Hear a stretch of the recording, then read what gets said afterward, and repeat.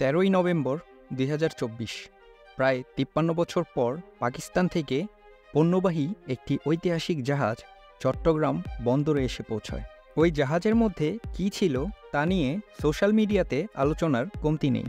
20 foot দৈর্ঘ্যের প্রায় 2300টি container ধারণ ক্ষমতা সম্পন্ন এই জাহাজটি দুই দেশের মধ্যে এই প্রথম সরাসরি সামুদ্রিক যোগাযোগ স্থাপনকারী একটি জাহাজ, যাতে বিভিন্ন ধরনের পণ্য সরবরাহ করা হয়।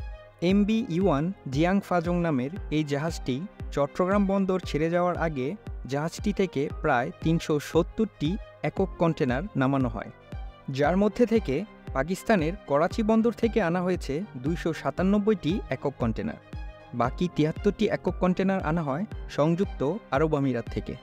বাংলাদেশ শিপিং এবং কাস্টমস সূত্রে জানা যায়, পাকিস্তান থেকে আমদানি হওয়া এই সকল কন্টেনারের মধ্যে রয়েছে শিল্পের কাঁচামাল এবং ভোগ্যপণ্য। এই সকল পণ্যের ওজন প্রায় 6377 টন। পাকিস্তানের 18টি রপ্তানিকারক প্রতিষ্ঠান এই সকল পণ্য সরবরাহ করেছে। তালিকা অনুযায়ী পাকিস্তান থেকে জাহাজটিতে করে সবচেয়ে বেশি আনা হয়েছে সোডিয়াম কার্বনেট বা সোডা অ্যাশ। টেক্সটাইল সহ বিভিন্ন শিল্পের কাঁচামাল হিসাবে ব্যবহৃত হয় এটি।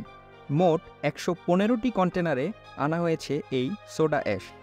দ্বিতীয় সর্বোচ্চ আমদানি পণ্য হল খনিজ পদার্থ ডোলোমাইট। ডোলোমাইট রয়েছে প্রায় 46টি কন্টেনারে। মোট 35টি একক কন্টেনারে আনা হয়েছে চুনাপাথর। ম্যাগনেসিয়াম কার্বনেট আনা হয়েছে 6টি কন্টেনারে। এছাড়া কাঁচ শিল্পের কাঁচামাল ভাঙা কাঁচ আনা হয়েছে 10টি কন্টেনারে। শতভাগ রপ্তানিমুখী পোশাক শিল্পের কাঁচামাল, কাপড়, রং ইত্যাদি রয়েছে 28টি কন্টেনারে। একটি কন্টেনারে আমদানি করা হয়েছে গাড়ির বিভিন্ন পার্টস।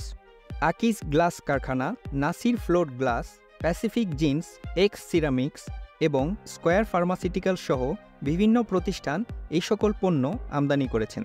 শিল্পের কাঁচামাল ছাড়াও পেঁয়াজ আনা হয়েছে 42টি একক কন্টেনারে, যার ওজন প্রায় 611 টন। এর বাইরে 14টি কন্টেনারে আমদানি করা হয়েছে আলু, যার ওজন 203 টন। ঢাকার হাফিজ কর্পোরেশন, MR ট্রেডিংস এবং চট্টগ্রামের আল্লাহর রহমত স্টোর এই পেঁয়াজ এবং আলু আমদানি করেছেন। সংযুক্ত আরব আমিরাত থেকে আনা প্রায় সবগুলো কন্টেনারেই রয়েছে খেজুর, জিপসাম, পুরনো লোহার টুকরো, মার্বেল ব্লক, কপার ওয়্যার এবং রেজিন। এছাড়া শুধুমাত্র একটি কন্টেনারে এসেছে হুইস্কি, ভদকা এবং ওয়াইন। আরব আমিরাতের ট্রুবেল মার্কেটিং অ্যান্ড ট্রেডিং কোম্পানি থেকে এই সকল পণ্য এনেছেন ঢাকার ডিপ্লোম্যাটিক ওয়্যারহাউস সাবিট ট্রেডার্স। এই সরাসরি সেবা চালু হওয়ার আগে পাকিস্তানের করাচি থেকে কোনো মালামাল জাহাজে করে শ্রীলঙ্কা, মালয়েশিয়া কিংবা সিঙ্গাপুর বন্দরে আনা হতো। পরবর্তীতে এ সকল বন্দর থেকে চট্টগ্রামমুখী ফিডার জাহাজে তা তুলে দেওয়া হতো চট্টগ্রামের উদ্দেশ্যে। এই সেবা চালু হওয়ার পর এখন করাচি থেকে জাহাজে বোঝাই করার পর কোনো কন্টেনার অন্য কোনো বন্দরে উঠানামা করানো ছাড়াই সরাসরি চলে আসবে চট্টগ্রাম বন্দরে। বিশেষজ্ঞদের মতে এই সেবার কারণে বাংলাদেশ এবং পাকিস্তানের কূটনৈতিক এবং ব্যবসায়িক সম্পর্ক আরও মজবুত হবে। ভিডিও ইনফরমেটিভ লাগলে সবাই লাইক এবং কমেন্ট করবেন এবং পরবর্তীতে এই ধরনের ইনফরমেটিভ ভিডিও পাওয়ার জন্য আমাদের চ্যানেলটিকে অবশ্যই সাবস্ক্রাইব করে রাখবেন। ধন্যবাদ, সবাই ভালো থাকবেন।